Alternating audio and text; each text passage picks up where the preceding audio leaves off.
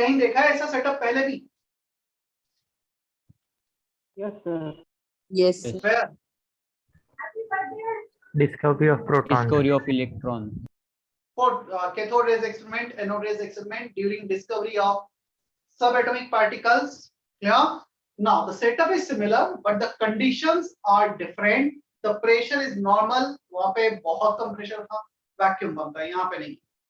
And the potential difference even नहीं लगाएंगे तब भी चलेगा. और we can apply potential difference in the range of 10 volt. वहाँ पे था 10,000. The condition of potential difference and pressure were extreme in case of cathode rays experiment. Here the conditions are normal, they are not extreme. Yeah. अब होगा क्या? These are the metal surface. Let's say negative, positive, even opposite भी कर देंगे हम, वो भी चलेगा. Clear? यहाँ पर कुछ photons, कुछ radiations fall होंगी on this metal surface. On one of the electrodes are made up of metal surface. When photons of some frequency falls on this metal surface, इन पे जब कुछ photons, कुछ frequency, कुछ energy fall होंगी, so it might be possible. Don't draw anything, don't write anything, first listen to me. मैं 2 minute पहले तुम्हें थोड़ा सा बता देता हूँ. Recently, I have interacted with 3, 4, 5 students of your batch. J batch के कुछ बच्चों से मेरा सेंटर आया, इंटरेक्शन हुआ. तो एक बहुत कॉमन सी चीज है जो मुझे अभी पता लग रही है क्या मिस्टेक हो रही है. एक कॉमन सा मिस्टेक है. ये बच्चे कर रहे हैं, लेक्चर अटेंड किया, लेक्चर नोट्स भी मैक्सिमम बच्चों ने बनाए, अच्छे बनाए, बट लेक्चर नोट्स बनाने के साथ साथ एक तो फोकस सुनने पे कम है. क्लियर? क्यों मुझे पता लगा फोकस सुनने पे कम है, ये भी बताऊंगा. फोकस थोड़ा कम है, कम हम अच्छे से सुन रहे हैं, थोड़ा सा माइंड डाइवर्टेड है, जो भी है, क्योंकि ऑटोमेटिकली जब क्लास में बैठते हैं तो टीचर का डर होता है, वो डर तुम्हें खत्म हो गया. ऐसा है. अब डर की जगह सिर्फ एक और एक चीज तुम्हारे पास है, मोटिवेशन, सेल्फ मोटिवेशन.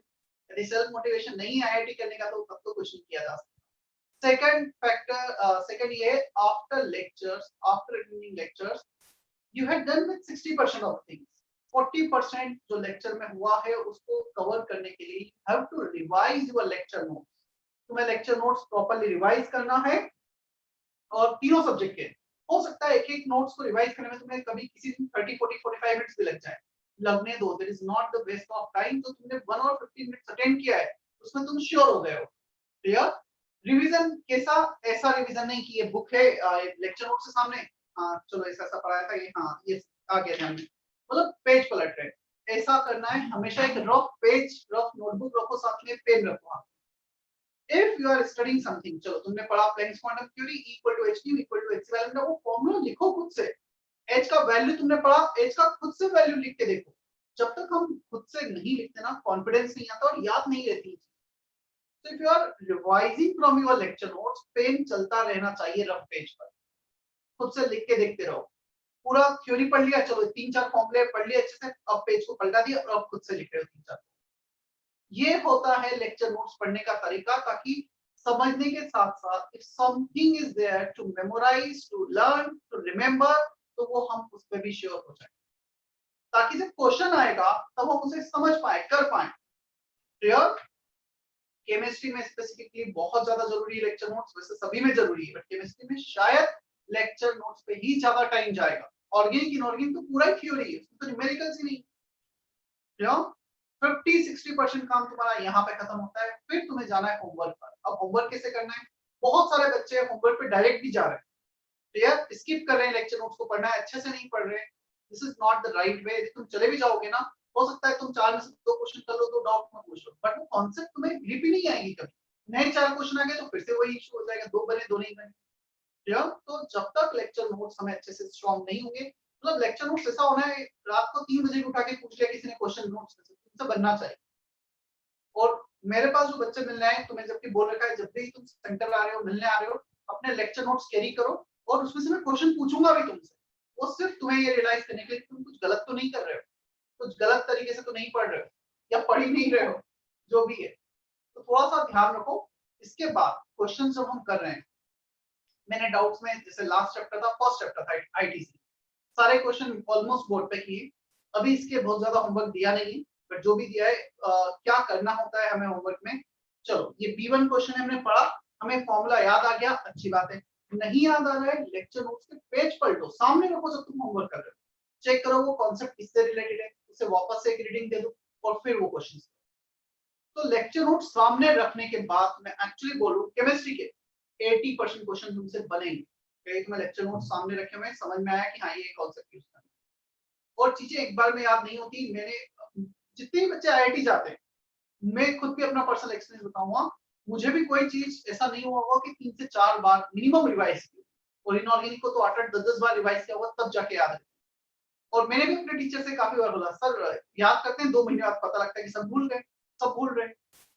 और एग्जाम जब पास में आते तब तो और ज्यादा ऐसा लगता है। तो ये ऑब्वियस है हर किसी के लिए, हमें टाइम बार बार रिवाइज करते भी रहना पड़ेगा, बट फर्स्ट टाइम में सबसे ज्यादा टाइम लगता है, सबसे ज्यादा टाइम देना होता है, क्योंकि पहले बार याद करते हैं, दूसरी बार उससे वापस से हम रिकैप कर रहे होते हैं। तो रिकैप किसको करेंगे, जो हमने अच्छे से याद किया है। यदि पहली बार में अच्छे से याद नहीं किया है तो तुम रिवाइज और रिकैप नहीं कर पाओगे, फंडामेंटली स्ट्रांग ही नहीं बन पाओगे।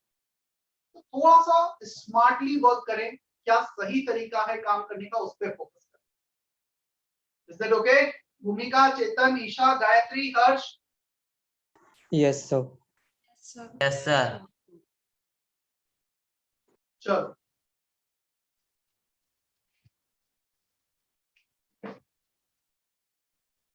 Photo electric effect, photons fall हुए यहां पर, क्लियर?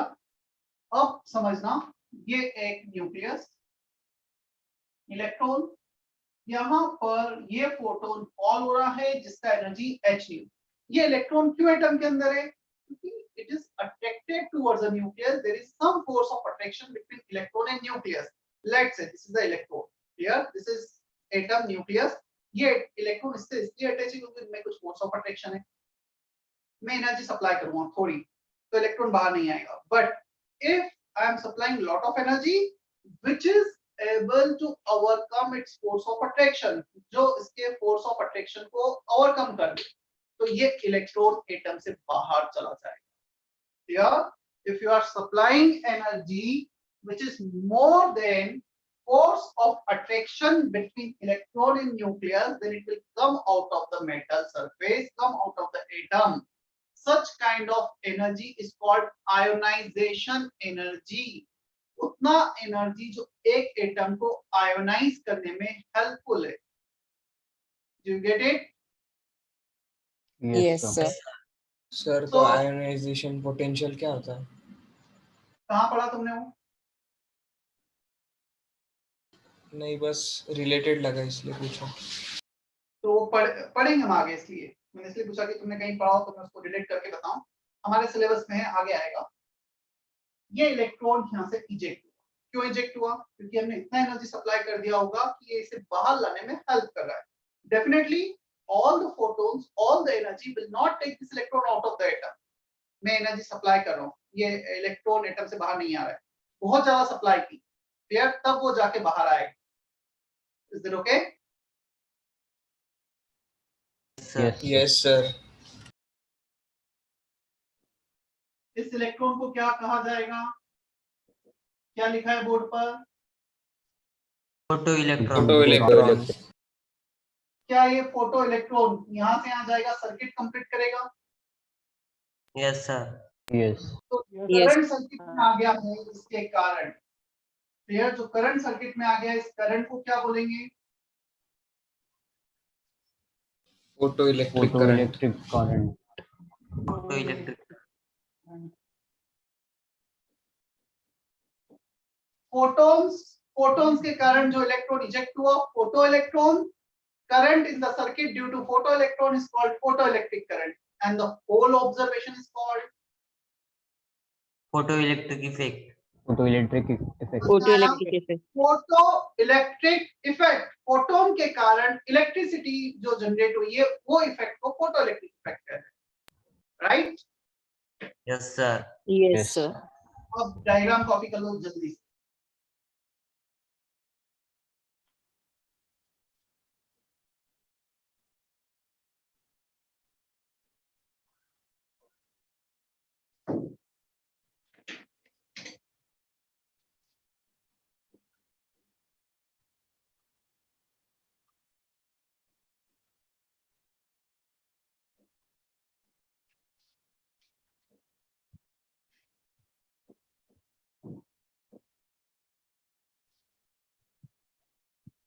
सर यस, सर वो रेज कौन सी है जो वहां से ईएम आपने radiation, EM radiation, electromagnetic radiation. Okay अब ईएम रेडिएशन में तुम पूछोगे कौन सी है, वो कोई भी हो सकती है, वो डिपेंड करेगा, बस कंडीशन क्या होनी चाहिए, उसका एनर्जी इतना होना चाहिए कि इलेक्ट्रॉन के आयनाइजेशन एनर्जी से ज्यादा हो।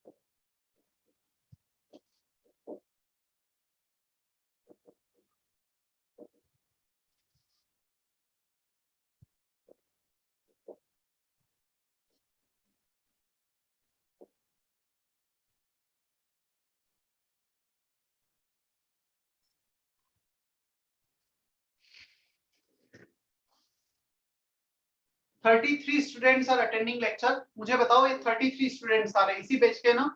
कोई भी ऐसा बच्चा तो नहीं J2 है J4 का अटेंड कर रहा है? क्योंकि वो अटेंडेंस लिस्ट अपडेट करनी है जो अब तक अपडेट नहीं हुई है, बच्चे इधर उधर शिफ्ट हुए इसलिए। If anyone is from J2 or J4, please raise your hand. चलो, तो मतलब मैं एज्यूम करूं ये सारे बच्चे इसी के हैं।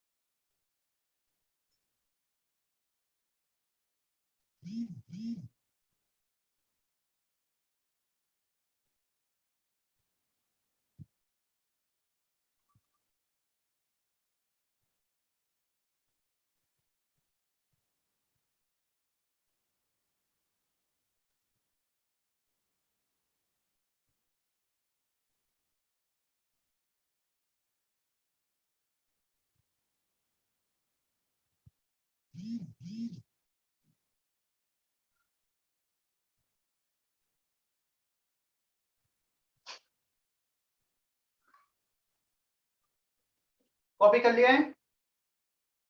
Yes, sir. 1 minute. Sir. 1 minute.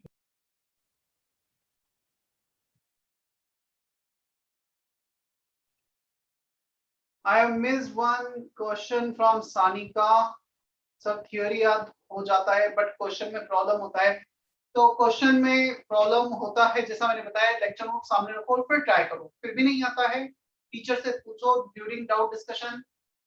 और कभी एज्यूम मत करो कि डाउट डिस्कस हो गया तो तुम्हारा भी आ गया है, उसे वापस से खुद से ट्राई करो। जब तक क्वेश्चन तुम खुद से नहीं बनाते हो वो क्वेश्चन तुम्हारे लिए खत्म नहीं होता है। Right Sanika?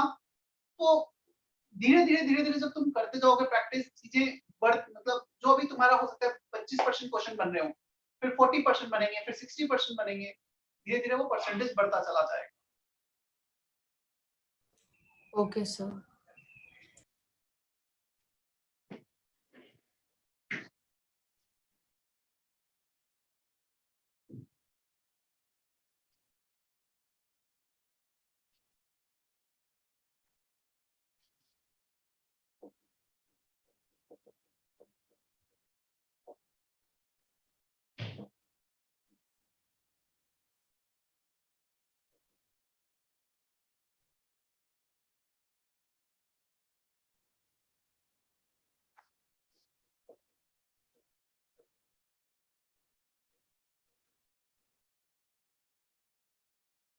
Observation, one electron can not absorb more than one photon. एक इलेक्ट्रॉन एक ही फोटोन एब्जॉर्ब करेगा। क्लियर? देखो जैसे सिंपल ये लॉजिक है, मैंने इसको एक बार एनर्जी दिया, दूसरी बार दिया, तीसरी बार दिया। ऐसा नहीं कि इलेक्ट्रॉन एक एक करके वो फोटोन को एब्जॉर्ब कर रहा है, वो फिर एक साथ जब बहुत सारा एनर्जी हो गया तब बाहर आ रहा है। क्लियर? इसको मैं इनफाइनाइट टाइम भी ऐसा पुश करते रहूंगा ना कम एनर्जी से, ये उसे एब्जॉर्ब ही नहीं करेगा। क्लियर? ये कौन सा फोटोन, एक फोटोन एक इलेक्ट्रॉन एक ही फोटोन एब्जॉर्ब करेगा, वो वाला एब्जॉर्ब करेगा जिसका एनर्जी इसके आयनाइजेशन एनर्जी से ज्यादा है। राइट? तो मुझे एक ही बार में उतना एनर्जी देना होगा, एक ही फोटोन का उतना एनर्जी देना होगा जो कि उसके आयनाइजेशन एनर्जी से ज्यादा होगा।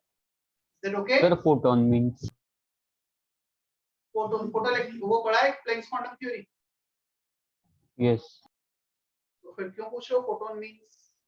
सर, मींस वो बंच और वो bundle of energy, packet of energy. Yes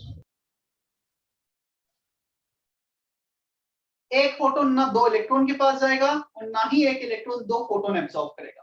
photon को ब्रेक नहीं कर सकते, दो इलेक्ट्रॉन के पास नहीं भेज सकते, और एक इलेक्ट्रॉन दो फोटोन भी एब्सॉर्ब नहीं करेगा। और उसका रीजन, एक इलेक्ट्रॉन दूसरा फोटोन दो फोटोन क्यों एब्सॉर्ब नहीं करेगा, उसका reason second observation, electron has to come out of the surface as soon as it absorb the photon। इतना कम टाइम होता है, जैसे उसने एक फोटोन एब्सॉर्ब किया, it has to come out of the surface, there is no time, we do not have any time to take another photon in the when any electron is absorbing first photon। First photon और second photon absorb करने के बीच में जो time होता है ना, वो time electron के पास अवेलेबल नहीं है। यदि उसने फोटोन एब्सॉर्ब किया तो उसे सडनली बाहर आना पड़ेगा। उतने कम टाइम में दूसरा फोटोन आके स्ट्राइक कर जाए, इस बात की प्रोबेबिलिटी ऑलमोस्ट जीरो होती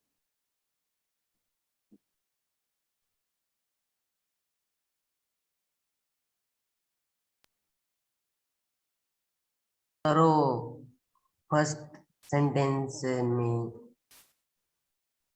वन फोटोन के बाजू वाला वर्ड क्या है? है। Vice versa. क्या सर? देखो फर्स्ट सेंटेंस ये है, nucleus electron, this electron can absorb only one photon, एक साथ दो फोटोन एब्सॉर्ब नहीं करेगा। फर्स्ट थिंग, दो एटम है, ये फोटोन दो इलेक्ट्रॉन के पास भी नहीं जाएगा क्योंकि ये तो सबसे छोटा पैकेट है एनर्जी का, इसे हम ब्रेक ही नहीं कर सकते। Photon means smallest packet of energy which is not breakable, तो ब्रेक करके दो इलेक्ट्रॉन के पास भी नहीं सेंड कर सकते। Got it? Yes sir.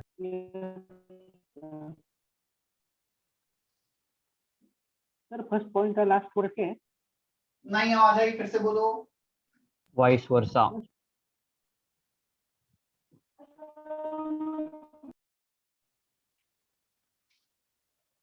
35 से 38 स्टूडेंट हो गए, 3 बच्चों ने अभी ज्वाइन किया है।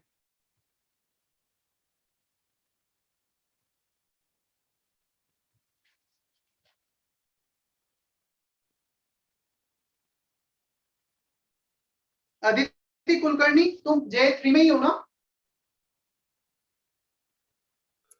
Yes sir. तुम और किसी भी बैच में अटेंड करती हो क्या लेक्चर? No sir. ठीक।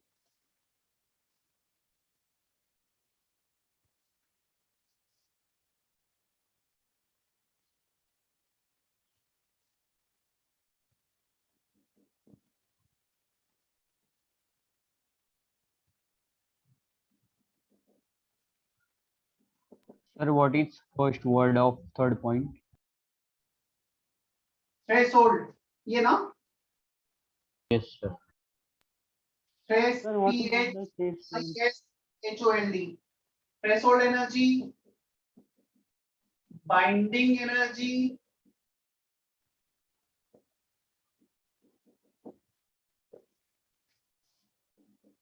Ionisation energy,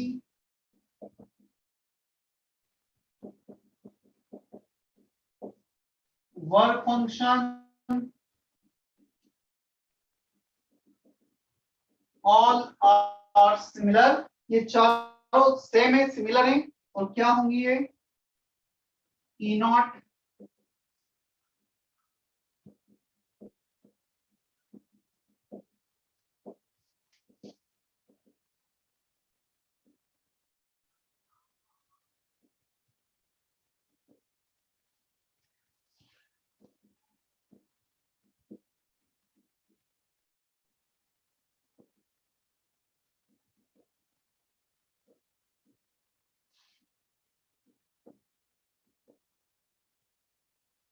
threshold energy, work function, binding energy, ionization energy. It is the minimum energy required to eject the electron from a metal surface.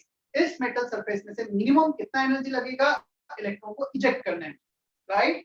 उसे हम threshold, binding, work function, ionization energy बोलेंगे। TE, E naught, RE, phi इन सारे term से denote किया जा सकता है। मतलब phi, TE, E, BE ये सारे सेम टर्म हो, राइट? देखो, मान लो तुम एक फोटोन सप्लाई कर रहे हो, कुछ रेडिएशन सप्लाई कर रहे हो जिसका एनर्जी ई नॉट है, h nu naught, h c by lambda naught. Clear?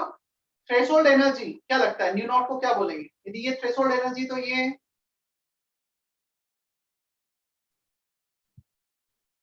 Are Agnihotri क्या बोलेंगे हम इसे?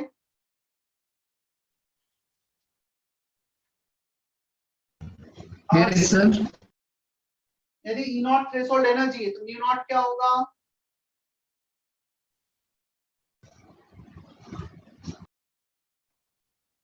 कोई भी बोलो, ये थ्रेशोल्ड एनर्जी तो न्यू नॉट, थ्रेशोल्ड,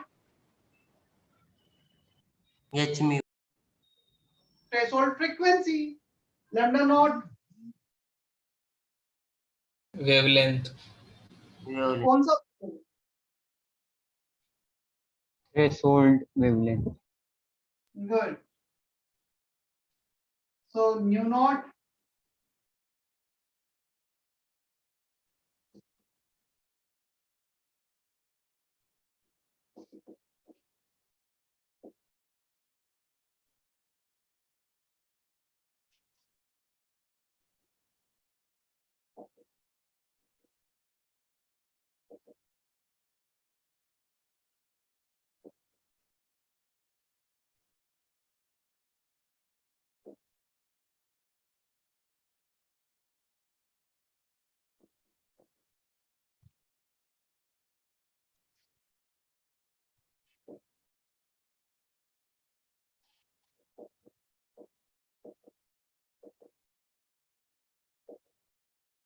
देखो, सुनना फिर कॉपी कर लेना। न्यू नॉट थ्रेशोल्ड फ्रीक्वेंसी, यदि E naught minimum energy to required, minimum energy required to eject the electron, so minimum frequency required to eject the electron. Clear? अब यहाँ पर ये मिनिमम है और ये इनवर्स रिलेशन है। तो ई नॉट न्यू नॉट मिनिमम कब होंगे? जब लैम्डा नॉट मैक्सिमम हो जाएगा। Maximum. Wavelength increases, energy decreases. So it is the maximum wavelength to eject the electron. इससे ज्यादा wavelength तुमने फॉल की, एनर्जी कम हो जाएगी, अब इलेक्ट्रॉन इजेक्ट नहीं होगा। It is the maximum wavelength that can eject the electron. ठीक है? वो बेटर वर्ड होगा that that can eject the electron, यहाँ पे that can लिख लेना, उससे ज्यादा वेवलेंथ का फोटोन फॉल किया तो अब इलेक्ट्रॉन इजेक्ट नहीं होगा. Is that okay? Yes. Yes, sir. करो जल्दी से थर्ड पॉइंट. अभी वैसे थर्ड पॉइंट कंप्लीट नहीं हुआ है, चलो मैं कंप्लीट कर देता हूँ, फिर कॉपी करना. सुन लो एक मिनट, बोर्ड पर मैं टाइम दूंगा लिखने का. हमारा जो फॉलिंग रेडिएशन है ना, energy of falling radiation that should be greater than equal to E naught, nu should be greater than equal to nu naught, lambda should be less than equal to lambda naught. ये minimum energy है जो required है electron को eject करने के लिए, minimum frequency जो required है इलेक्ट्रॉन को इजेक्ट करने के लिए. तो हमारा एनर्जी फ्रीक्वेंसी इतना या इससे ज्यादा होना चाहिए, and wavelength should be less than this. This should be the condition to have photoelectric effect. Condition to have photoelectric effect, right? E h nu hc by lambda, energy of falling radiation. यदि energy of falling radiation greater than equal to E naught है, threshold energy है, तो photoelectric effect show होगा, otherwise नहीं होगा. Is that okay Rushad? Sir, Aman sir, हाँ बोलो. sir, जहाँ से इलेक्ट्रॉन मतलब इजेक्ट होगा, वो भी कौन सा एलिमेंट होगा, मतलब वो कुछ फिर से रिपीट करो क्वेश्चन. इलेक्ट्रॉन मतलब कहाँ से इजेक्ट होगा, इलेक्ट्रॉन की मेटल के पोजीशन. सरफेस से, मेटल के पर फिर सरफेस आउटर मोस्ट. हर एक मेटल के अलग अलग ई नॉट होगा ना. हाँ, हर मेटल का अलग अलग ही नॉट होगा डेफिनेटली. तुम सोडियम लोगे, मैग्नीशियम लोगे, सीजियम लोगे, आयरन लोगे, हर किसी का अपना अलग अलग ही नॉट. Yes. सर उसे याद करना पड़ता है या फिर क्वेश्चन में गिवन होता है?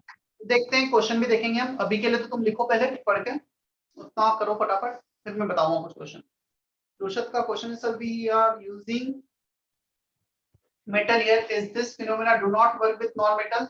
सी, अच्छा क्वेश्चन है. सर मेटल बॉडी क्यों यूज कर रहे हैं? क्या नॉन मेटल मेटलॉइड के साथ नहीं होगा इफेक्ट? पॉसिबल है, बट थ्योरेटिकली पॉसिबल है, प्रैक्टिकली पॉसिबल नहीं है. Non metal by definition which have very very large ionisation energy, जिनका ई नॉट इतना ज्यादा होता है कि उससे ज्यादा एनर्जी सप्लाई करना प्रैक्टिकली फिजिबल नहीं. राइट रुशद? Yes, sir. और ई यहाँ पे है, जो एनर्जी हम सप्लाई कर रहे हैं, ई नॉट मिनिमम एनर्जी जो रिक्वायर्ड है फोटोइलेक्ट्रिक इफेक्ट के लिए. इसको बाहर लाने के लिए मिनिमम एनर्जी रिक्वायर्ड है 10 यूनिट. मैं 10 या उससे ज्यादा सप्लाई करूंगा तो ही बाहर आएगा, अदरवाइज बाहर नहीं आएगा.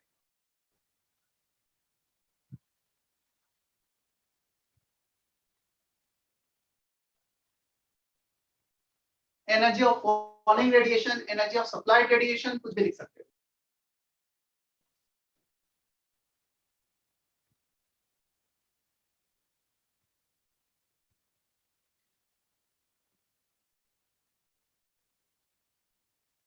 Neeraj, Pranav, Madhura, is that okay?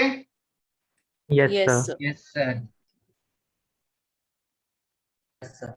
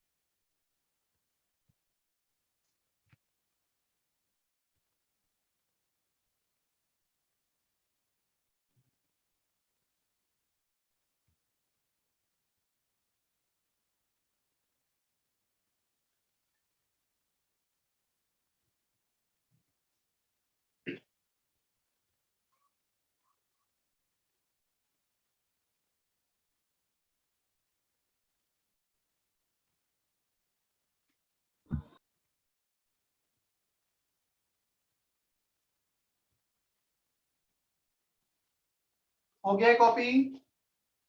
Yes, sir. sir. Yes sir.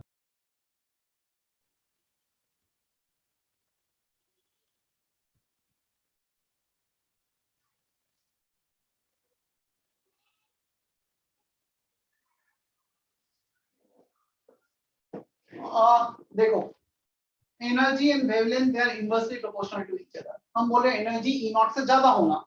Energy कब ज्यादा होगा? जब लैम्डा कम होगा, तो lambda should be less then lambda naught, right Shekhar? Yes, sir. Yes, sir.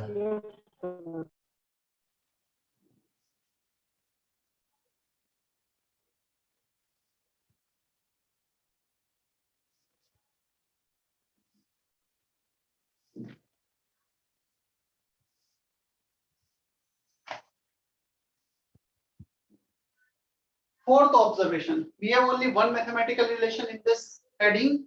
जो fourth observation में हम देखने वाले हैं, जितने भी न्यूमेरिकल्स बनेंगे यहाँ से सिर्फ एक ही इस फॉर्मूले पे बेस बनेंगे। या इसको बाहर लाने में let's say 10 unit of energy is required।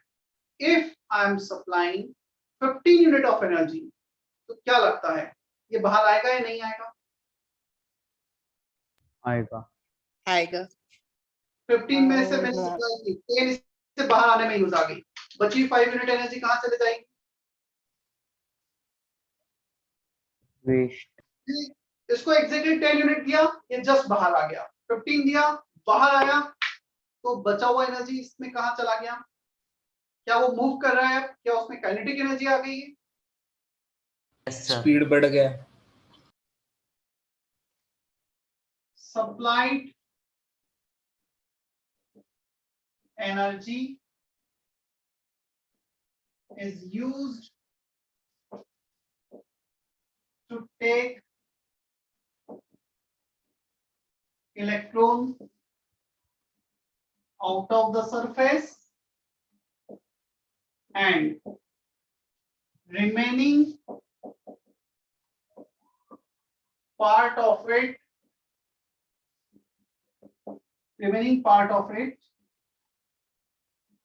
converted into kinetic energy of ejected photoelectron। इतना समझ में आता है हमें? हमने सप्लाई की please explain it energy, once again. हमने सप्लाई की energy let's say this is 15 unit और उसको बाहर लाने में यूज आ रहा था 10 यूनिट। तो 15 सप्लाई किया, energy is always conserve. 10 unit तो उसको बाहर लाने में यूज आ गया, बचा हुआ 5 यूनिट एनर्जी कहाँ चला जाएगा? जो इलेक्ट्रॉन बाहर आया है उसकी काइनेटिक एनर्जी में कन्वर्ट हो जाएगा। पढ़ो, अभी समझ में आ रहा है क्या? चेक करो जल्दी से।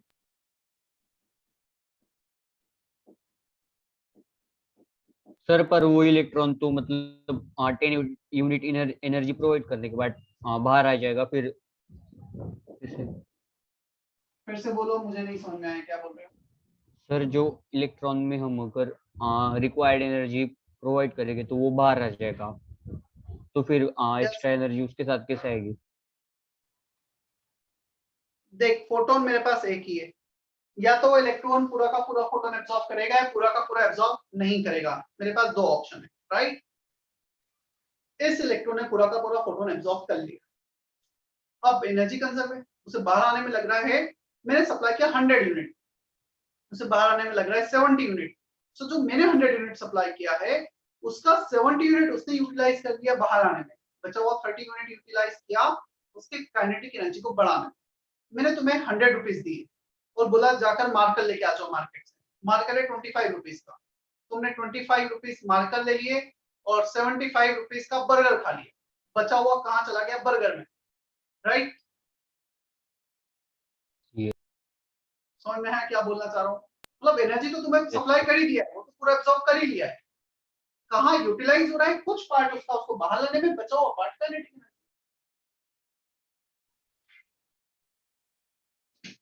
E को हम HTU HC बाय लैम्डा लिख सकते हैं, यहाँ पे E नॉट की जगह इवन फाई भी लिख सकते हैं, work function, binding energy, ionisation energy, वो सारे डिनोट कर सकते हैं कैसे? HNu naught HC by lambda naught आएगा यहाँ पर, kinetic energy half mv square, मतलब काइनेटिक एनर्जी के डिफरेंट फॉर्म, इसके डिफरेंट फॉर्म, वो हम अलग अलग यूज कर सकते हैं, फॉर्मूला सेम ही है ये सब कुछ।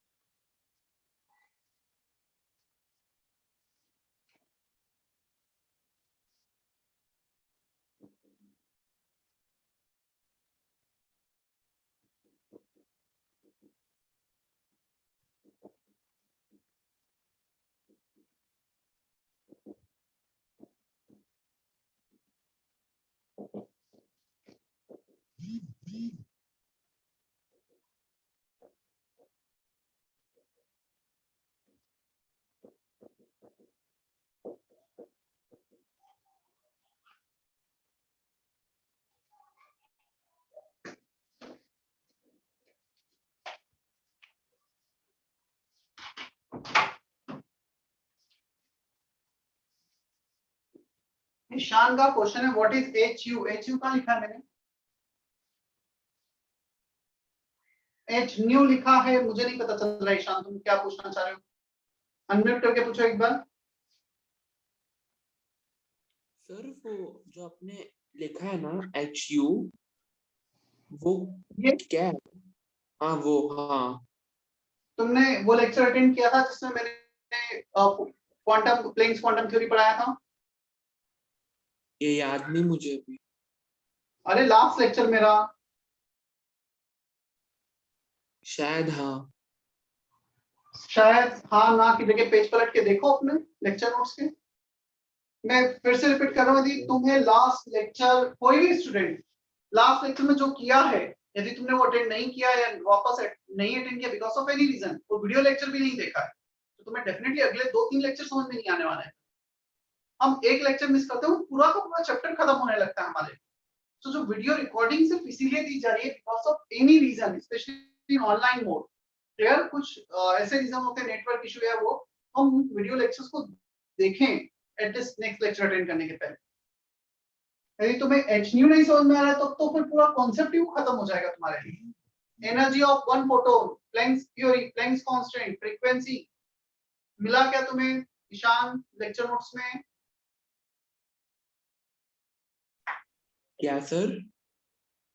क्या प्लैंक्स क्वांटम थ्योरी लिखा है आपके लेक्चर नोट्स में? हाँ सर, अभी तक चेक नहीं किया। तो चेक करना लेक्चर नोट्स जो तू जिसमें तू लिख रहा होगा भी। लेक्चर नोट्स में ना हर एक बच्चे के चेक करने वालों को ध्यान रखना, लॉकडाउन नहीं भी खुला ना, तुम्हें सेंटर पे कॉल करके बुलाया जाएगा टाइम स्लॉट, अलग 5-5 बच्चों के सेट में। तो ध्यान रखना लेक्चर नोट सबके चेक करने वालों, लेक्चर नोट से क्वेश्चन भी पूछता हूँ मैं 10 मिनट। तो ऐसा नहीं कि सिर्फ तुम 2 दिन पहले प्रिपेयर करोगे तो हो जाएगा, जितना भी पढ़ाया है स्टार्टिंग से लेकर जब भी तुम्हें बुलाया जाएगा।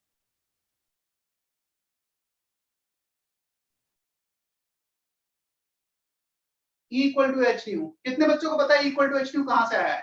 हैंड रेज करो।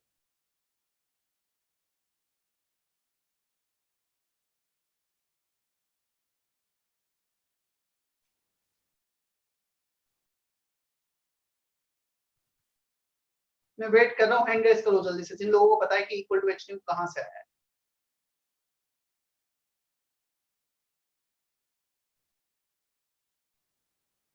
रियली 50% बच्चों को भी ये भी नहीं पता चल रहा है कि इक्वल टू HU कहां से आया है। श्रिया, स्वामीन, स्वरूप, सानिसा, तुम्हें नहीं पता चल रहा है इक्वल टू HU कहां से आया है?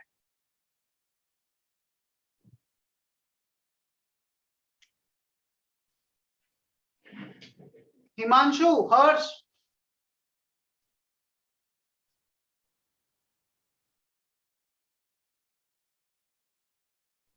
मैंने जिन बच्चों का नाम लिया एटलीस्ट अनम्यूट करना है उन्हें। Yes sir.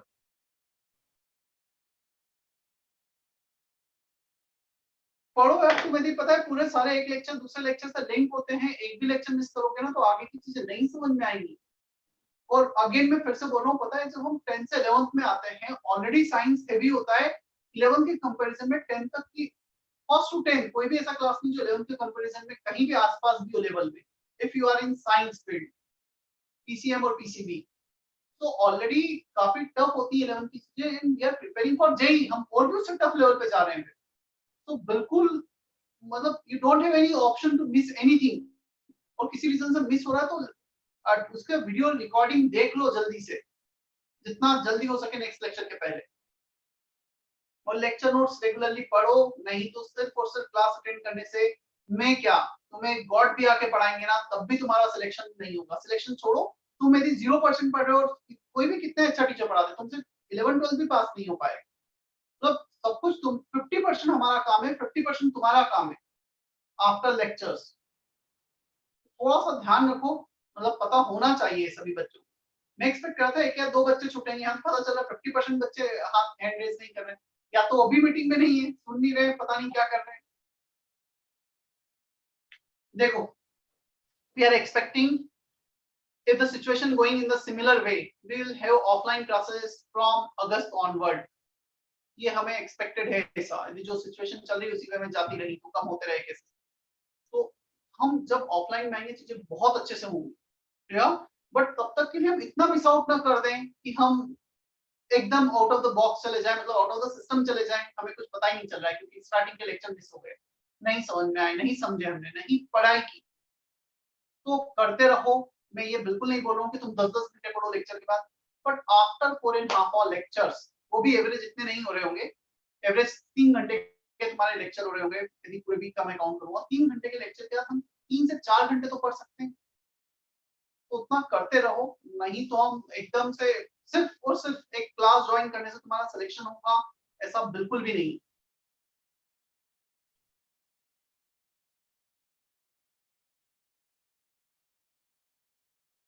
चलो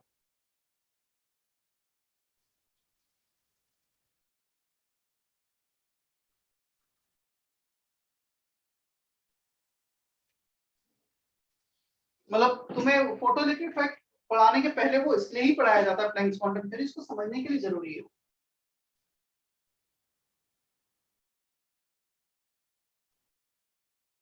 यू हैव 1 वीक वैकेशन, बहुत अच्छे से यूज करना, कहीं बाहर नहीं जा रहे हो, जितना भी हुआ है अच्छे से रिवाइज कर लेना, प्रैक्टिस कर लेना question. Intensity of falling photon, number of falling photons per unit time per unit area, ये इंटेंसिटी का डेफिनेशन है। जितनी ज्यादा इंटेंसिटी उतने ज्यादा फोटॉन्स फॉल होंगे।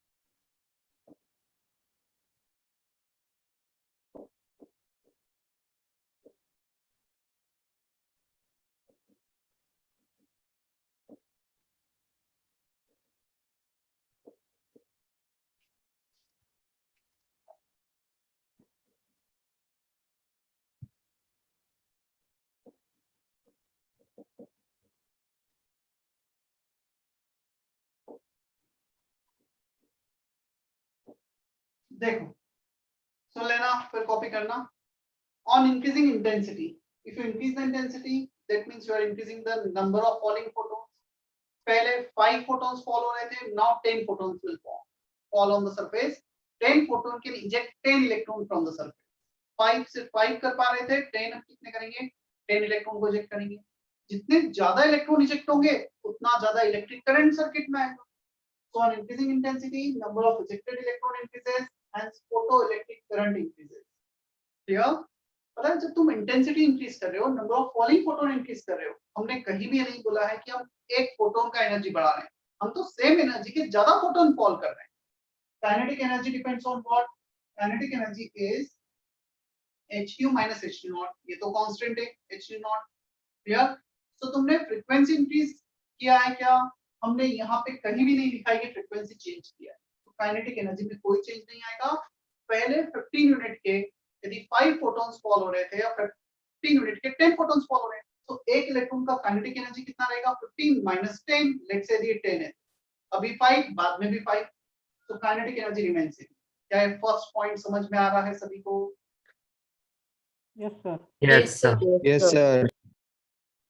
अब आते हैं सेकंड पॉइंट पर, ऑन इंक्रीजिंग फ्रीक्वेंसी। अब तुम फ्रीक्वेंसी Sir. बढ़ाओगे, ये कांस्टेंट, Sir. एक मिनट, तो एक मिनट, फ्रीक्वेंसी बढ़ाओगे, ये कांस्टेंट, ये इंक्रीज करने पर काइनेटिक एनर्जी बढ़ेगी।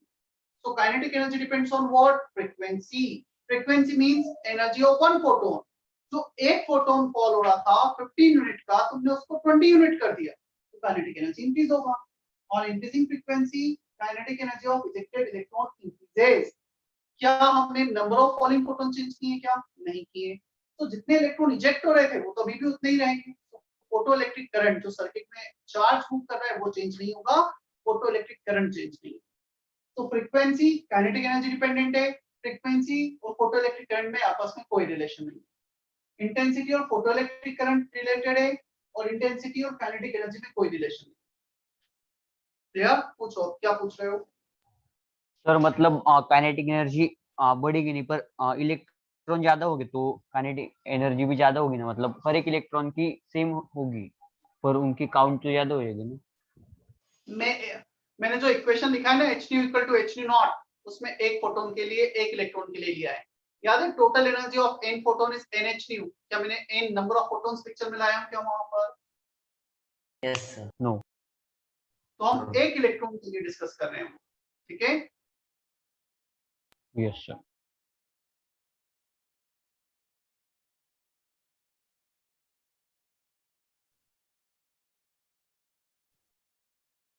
Pranav Patil, do you want to ask something? No, sir.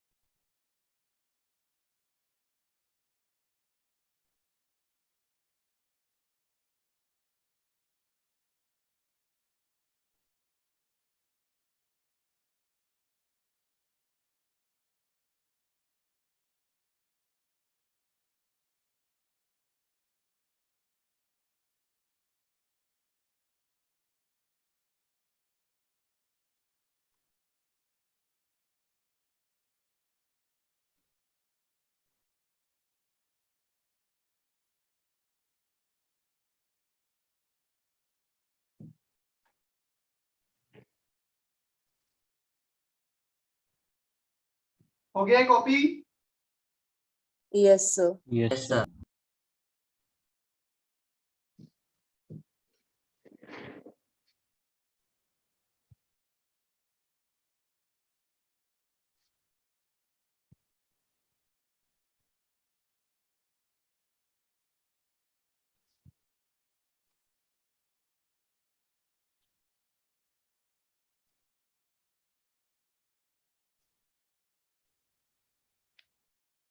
चलो कुछ क्वेश्चंस देखें इस पे based. Yes, sir. Yes sir. Yes, sir. Booklet है सबके पास? Yes, sir. Yes, sir.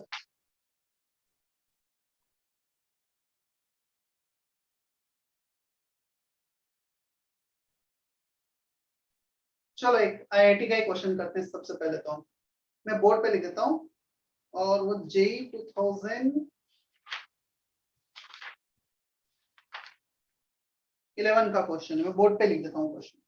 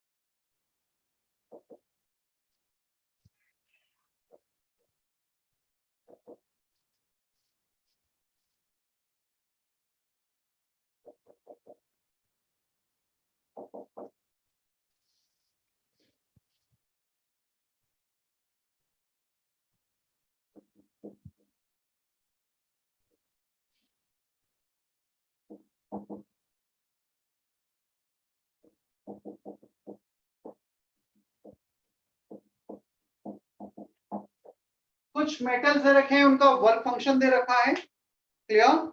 और क्वेश्चन है, how many of the following metal will show photoelectric effect when the wavelength of falling radiation is 300 nanometer. This is the wavelength of falling radiation. अब इनमें से कितने metals photoelectric effect show करेंगे? Integer type question था, advance था, JEE advance. How many of the following atoms can show photoelectric effect?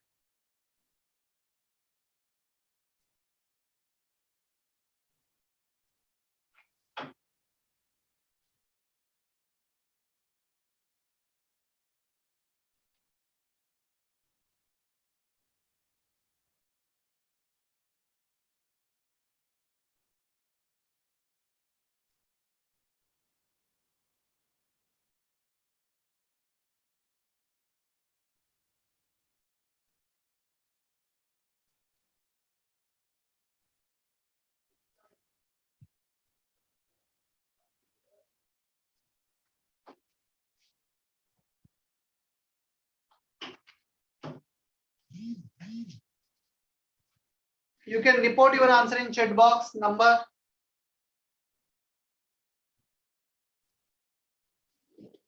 question 2.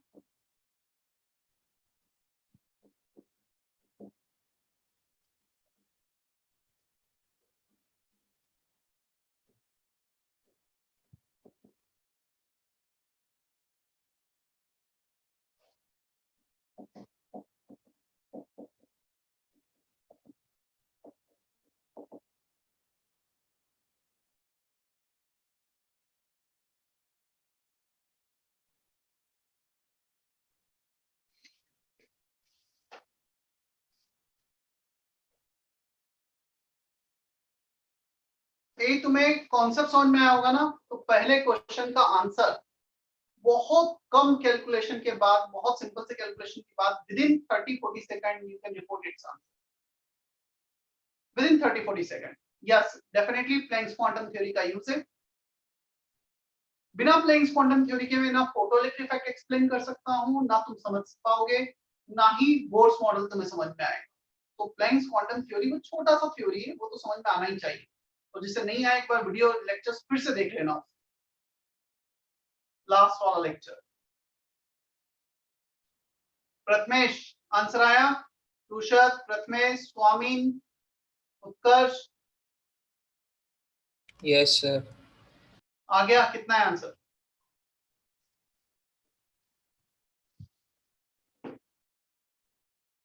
क्या ये condition compulsory है? Energy should be greater than equal to work function for photoelectric effect.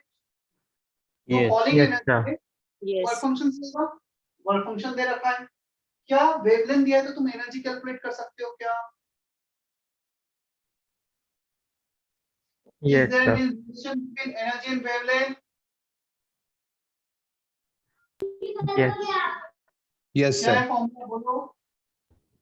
hc upon wavelength. hc upon wavelength.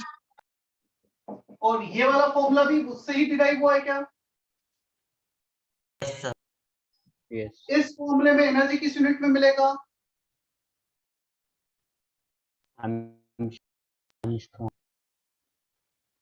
Electron volt में। Joule electron volt work function किस unit में दे रखा है?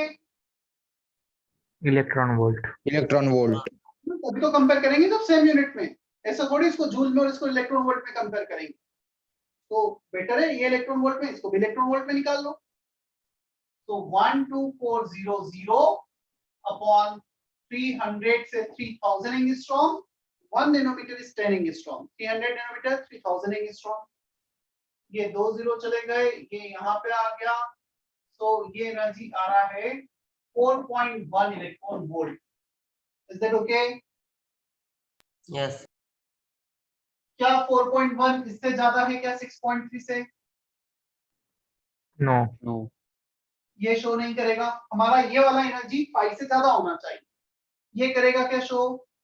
Tungsten, no lithium, yes yes sodium, yes yes potassium, yes yes Yeah. Magnesium, yes Yes. Copper, no No. No. पर, no No. No. Iron. No. No. No. No. कितने show कर रहे हैं number? 4 4. Answer.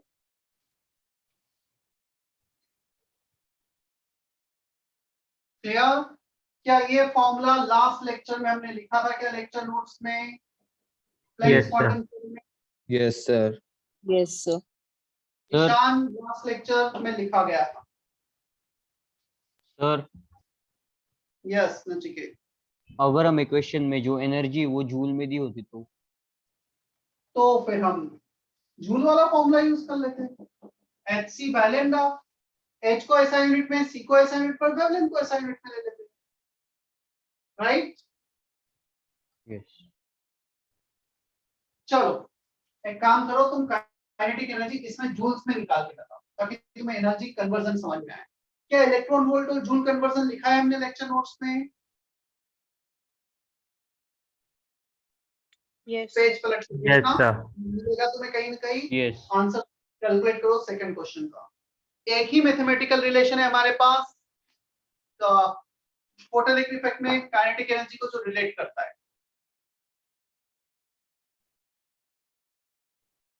ये ऊपर वाला क्वेश्चन है ना, जेई 2011 एडवांस का क्वेश्चन था, 4 मार्क्स का integer type question.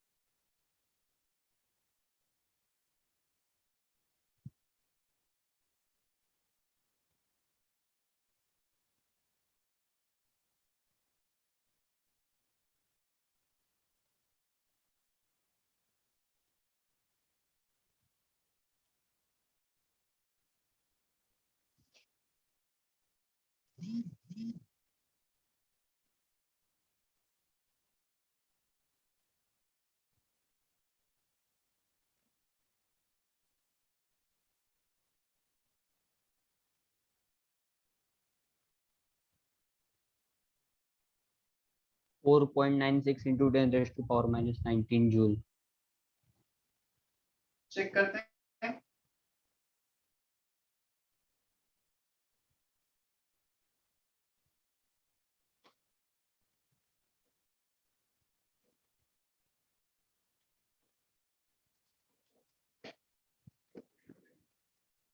Energy supply, work function plus kinetic energy, kinetic energy supplied energy minus work function कर दो। हमें वेवलेंथ दे रखा है, सो इसका फॉर्मूला है hc by lambda minus work function. hc का value 6.62 6 10 to the power minus 34, c होता है 3 into 10 to the power 8। Wavelength को भी SI यूनिट में लेना होगा, 4000 angstrom 4 into 10 to the power minus 7 metre. 1 angstrom is 10 to the power minus 10 और 30 already, तो minus 7 metre minus 2.2 electron volt. So 1 electron volt is this many joules। इसको भी joule में कन्वर्ट कर लिया। यदि बाय चांस इलेक्ट्रॉन वोल्ट में calculate करना होता ना, तो यहाँ पे 12400 ले लेता, वेवलेंथ को एंगस्ट्रॉम में ले लेते, तो सब कुछ इलेक्ट्रॉन वोल्ट में आता है, यहाँ पे मल्टीप्लाई नहीं करना होता। सब कुछ SI यूनिट में लिया है, काइनेटिक एनर्जी किसमें आएगी, जूल्स में। 6.6 रफली 3 19.8 20 अप्रोक्सीमेटली, थोड़ा सा अप्रोक्सीमेशन ले रहा हूँ, 20/4 5 माइनस 34 ऊपर जाएगा प्लस 15 माइनस 19 2.2 into 1.6 कितना होता है 2.2 into 1.6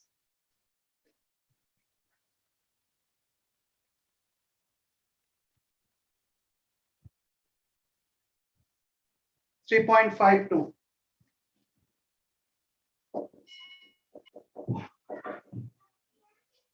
Answer will be 1.48 10 to the power minus 19 joule. Is that okay?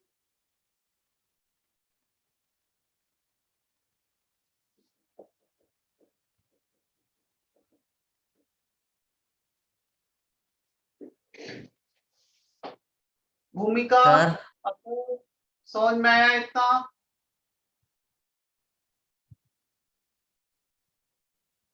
Please respond. भूमिका अथर,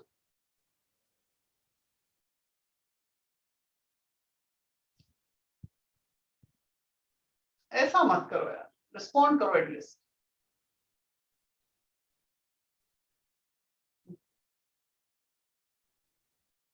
ठीक है, जिसका 1.44 आया उतना भी क्लियर है, कोई प्रॉब्लम भी ठीक है, कोई इशू नहीं।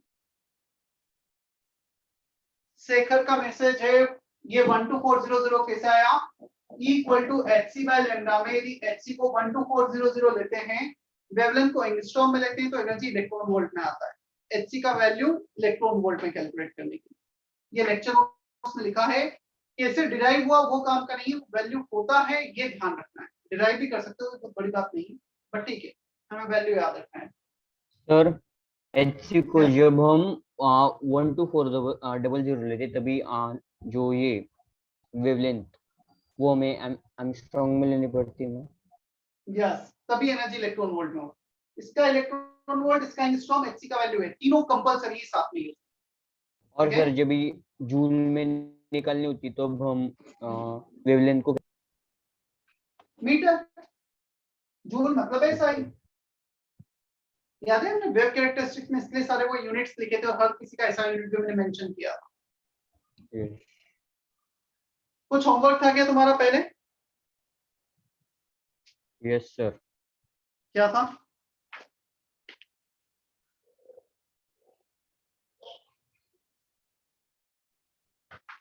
सर आपने वो क्वेश्चंस रैंडमली दिए थे, मतलब एक्सरसाइज में से।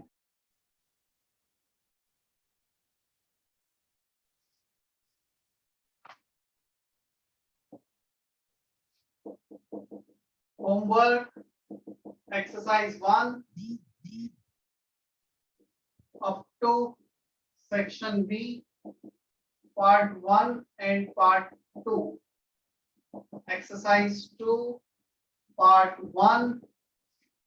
क्या एक्सरसाइज 2 से पहले कभी होमवर्क दिया है? बोलो जल्दी। No sir. No sir.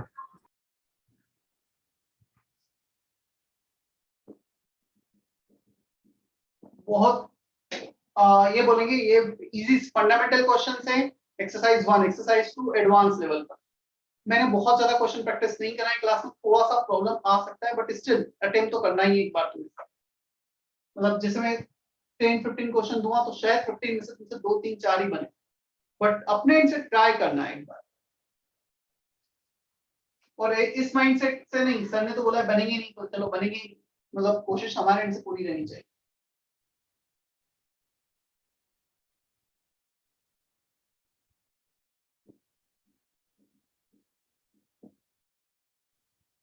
और मुझे नेक्स्ट क्लास में एक हेडिंग भी लिख लो इवन, ये graph kinetic energy versus frequency graph, ये मुझे एक्सप्लेन करना है नेक्स्ट क्लास में। फोटो इलेक्ट्रिक इफेक्ट का ही पार्ट है ना। If you want you can draw this, बस मुझे बता देना सर ये स्टार्ट करना है, क्योंकि लेक्चर अब 1 वीक के बाद होगा।